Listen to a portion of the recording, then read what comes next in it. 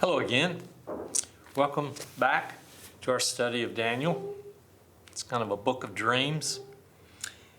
We've been studying Daniel in two parts. The first part is the history part. The second part is the prophecy part. And today we'll finish up Daniel and finish up the second section, which is on prophecy, and we'll see Daniel's last prophecy, last vision. As a little background, Daniel is taken into captivity with his colleagues, Shadrach, Meshach, and Abednego. Those are their Babylonian names. And he becomes a trusted advisor to the kings of Babylon and the kings of Persia and Mede. And this is kind of at the end of his life. He's nearing 90 years old, and now he's been given this last vision. And so we start in chapter 11 of Daniel, and in the first year of Darius the Mede, I took my stand to support and protect him. Now then, I tell you the truth. 3 more kings will arise in Persia, and then a 4th, who will be far richer than all the others. When he has gained power by his wealth, he will stir up everyone against the kingdom of Greece. Then a mighty king will arise, who will rule with great power and do as he pleases. After he is arisen, his empire will be broken up and parceled out towards the 4 winds of heaven. It will not go to his descendants, nor will it have the power he exercised, because his empire will be uprooted and given to others. The king of the south will become strong, but one of his commanders will become even stronger than he and rule his own kingdom with great power. After some years, they will become allies. The daughter of the king of the south will go to the king of the north to make an alliance, but she will not retain her power, and he and his power will not last.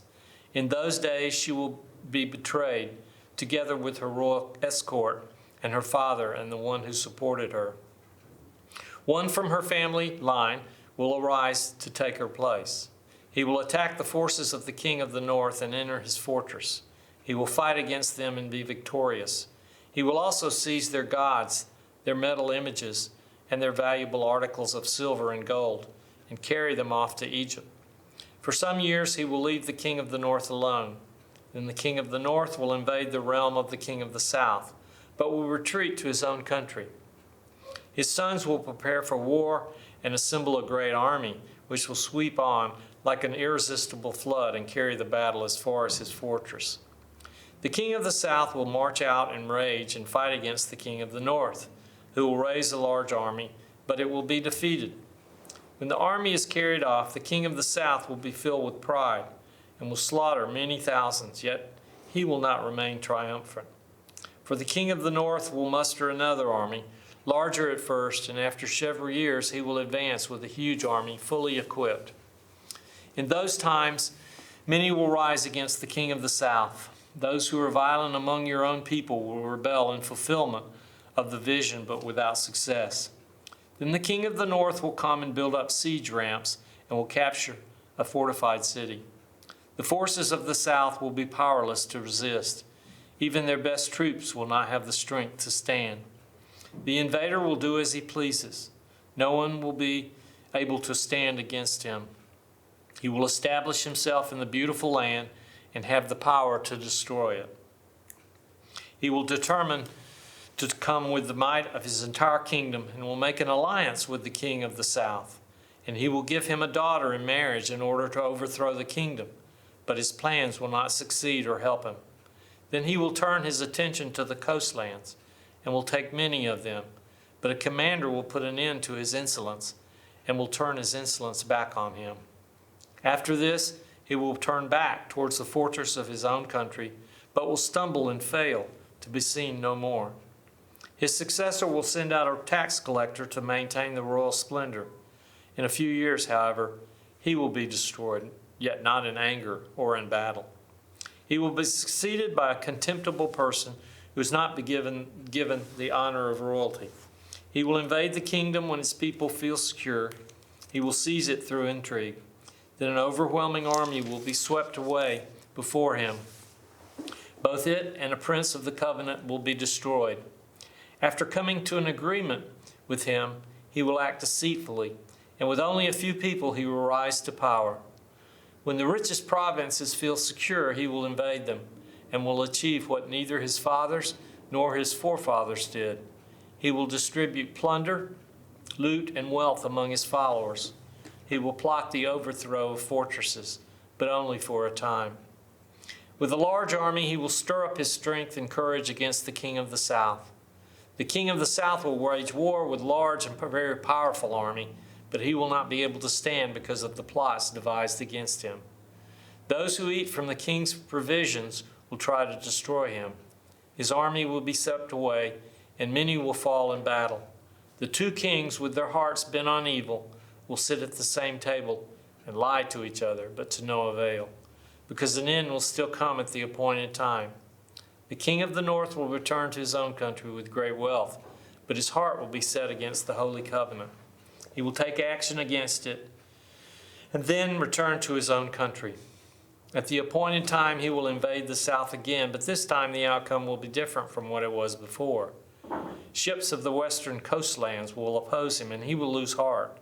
Then he will turn back and vent his fury against the holy covenant.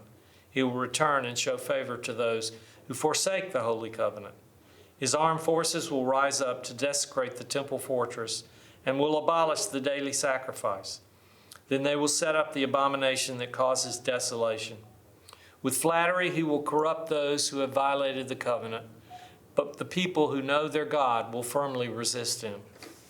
Those who are wise will instruct many, though for a time they will fall by the sword or be burned or captured or plundered. When they fail, they will receive a little help, and many who are not sincere will join them. Some of the wise will stumble, so that they may be refined, purified, and made spotless until the time of the end. For it will still come at the appointed time. All right, that's a lot of reading, but what we have here is a history of the Greek Empire. And so what we have, and this is given to Daniel, this is revealed to Daniel before any of this is going to happen. And so what we have here is we start out with, I tell you the truth, 3 more kings will arise in Persia, and then a 4th who will be far richer than all the others. And again, this is after Cyrus, because remember, in the 3rd year of Cyrus is when this vision was revealed. So after Cyrus, we're going to have Cambyses, we're going to have Darius the First, another Darius, not this one, and then we'll have Xerxes. Xerxes is going to be the one he refers to as gain power by his wealth. He's also going to be the one that's declaring war on Greece, which is not a good idea. And there are going to be multiple kings of Persia and Media before the fall of that empire to Greece. And Alexander will be the king that really starts the Greek Empire. Now, what we have here, and we mentioned this before, is the Greek Empire after Alexander the Great. It splits up into four sections. And basically, the king of the south is the Ptolemy line. And Ptolemy was, he ruled over Egypt, Libya, Arabia, Palestine. So his was the southern part of the Greek Empire. And then the northern kings that are referred to are the Seleucus line. And those, they were ruling over Syria, that region of the Greek Empire. And so what we get are these two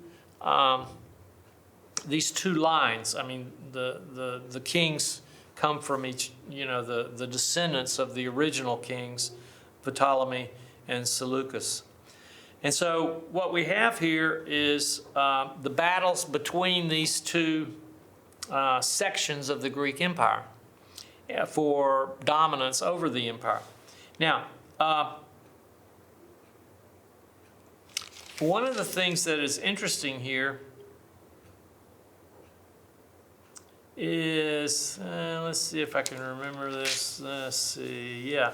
In verse 17, just as an aside, I know many of you have seen the movie Cleopatra with Elizabeth Taylor. My target market, I'm pretty sure, has seen that movie, most of you. And in verse 17, this vision is revealed to Daniel. He says, he will determine to come with the might of his entire kingdom and will make an alliance with the king of the south. And he will give him a daughter in marriage in order to overthrow the kingdom, but his plans will not succeed or help him. This daughter was Cleopatra. Okay? And so what happens is Cleopatra is given in marriage to the other side to create an alliance, but she sticks with her dad, so to speak, and she betrays her husband, and that's that kingdom, and it doesn't go well. Okay, and like it says, but his plans will not succeed or help him. And so there's a lot of war that goes on in the Greek Empire, and then we come to verse 36. So let's continue our reading. The king will do as he pleases. He will exalt and magnify himself above every god and will say unheard of things against the God of gods. He will be successful until the time of wrath is completed, for what has been determined must take place. He will show no regard for the gods of his ancestors or for the one desired by women, nor will he regard any god, but will exalt himself above them all. Instead of them, he will honor a god of fortresses, a god unknown to his ancestors. He will honor with gold and silver, with precious stones and costly gifts. He will attack the mightiest fortresses with the help of a foreign god, and will greatly honor those who acknowledge him. He will make them rulers over many people and distribute the land at a price. At the time of the end, the king of the south will engage him in battle, and the king of the north will storm out against him with chariots and cavalry and a great fleet of ships. He will invade many countries and sweep through them like a flood. He will also invade the beautiful land. Many countries will fall, but Edom, Moab, and the leaders of Ammon will be delivered from his hands. He will extend his power over many countries. Egypt will not escape. He will gain control of the treasures of gold and silver and all the riches of Egypt, with the Libyans and the Cushites in submission. But reports from the east and the north will alarm him, and he will set out in a great rage to destroy and annihilate many. He will pitch his royal tents between the seas at the beautiful holy mountain. Yet he will come to his end, and no one will help him. So again, this king we think is Antiochus Epiphanes.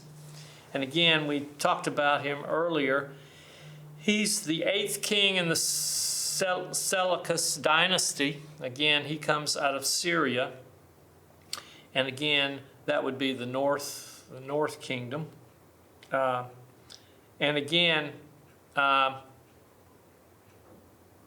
his reign too will end. And so the key thing here is all of the nations of the earth, they have a season. They will come and they will go. Some of them last longer than others.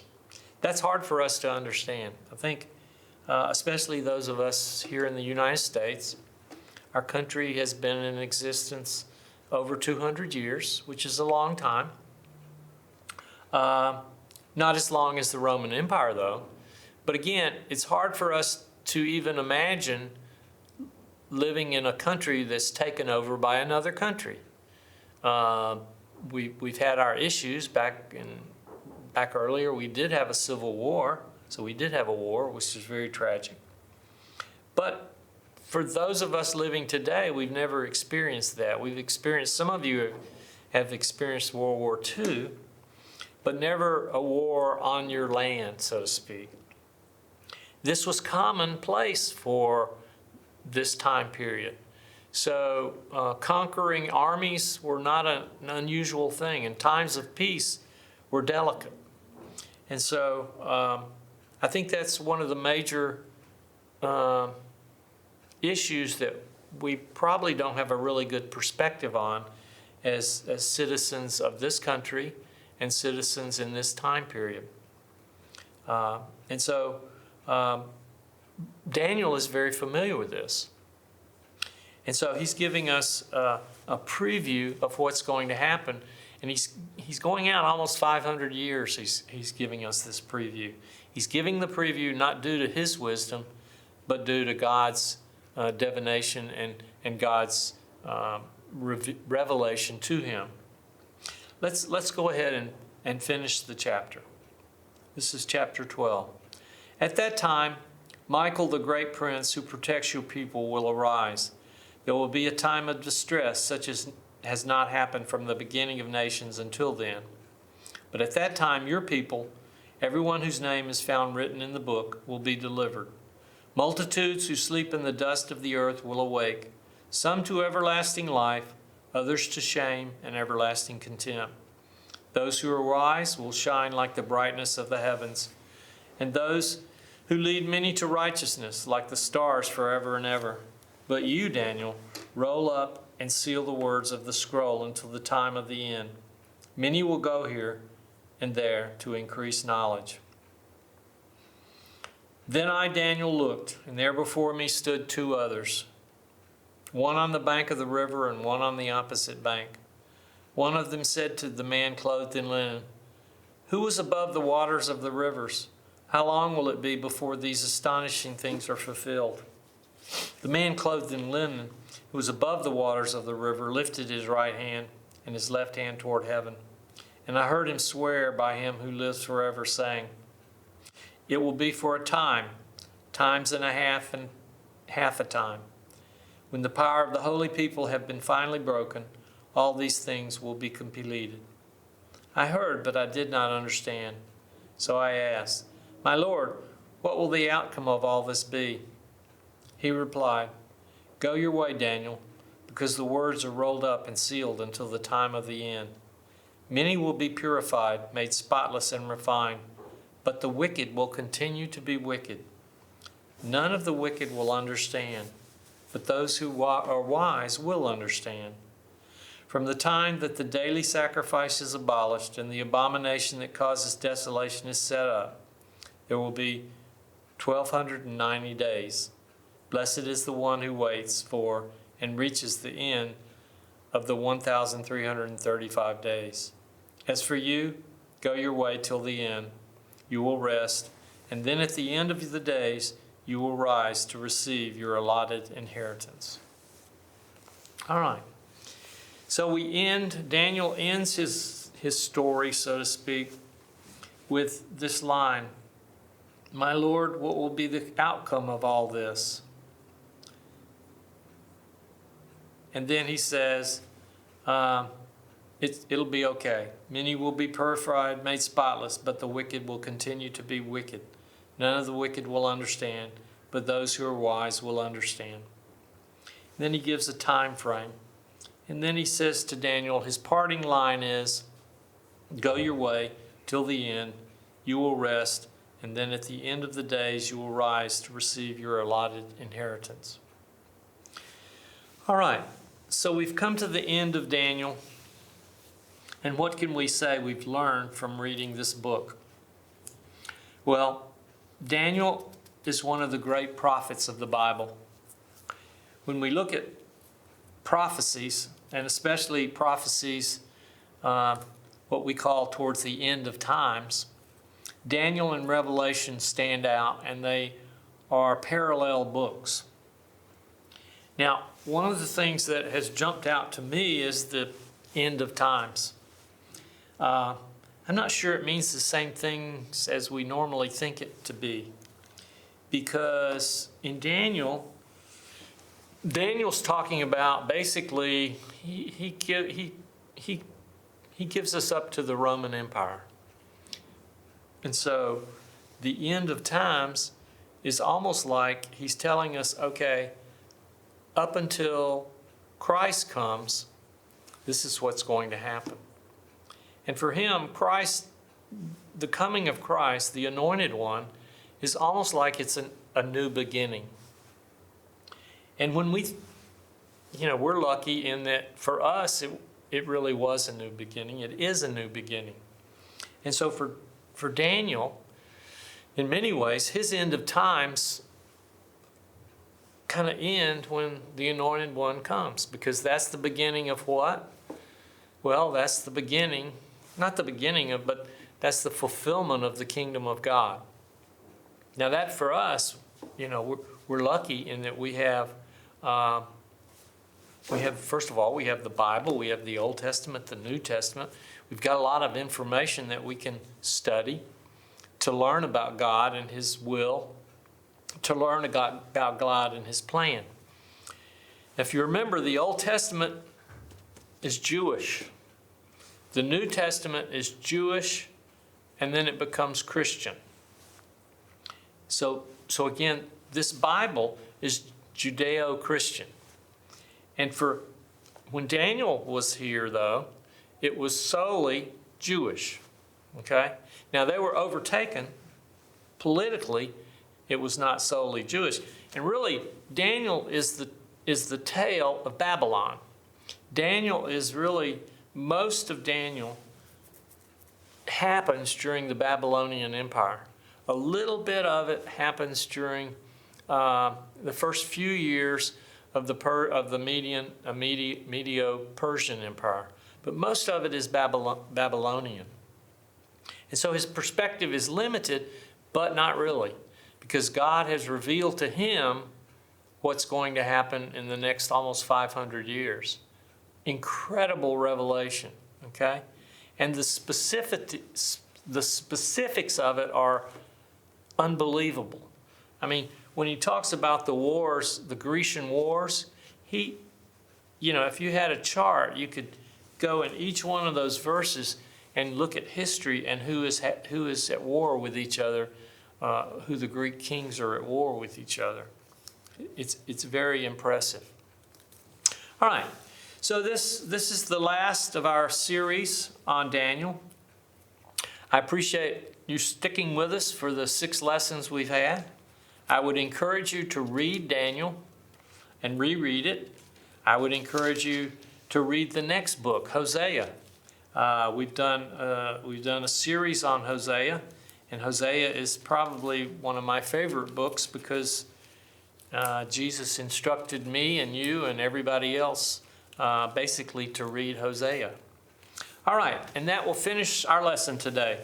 Thank you very much for spending this time with us, and we'll see you sometime in the near future. Goodbye.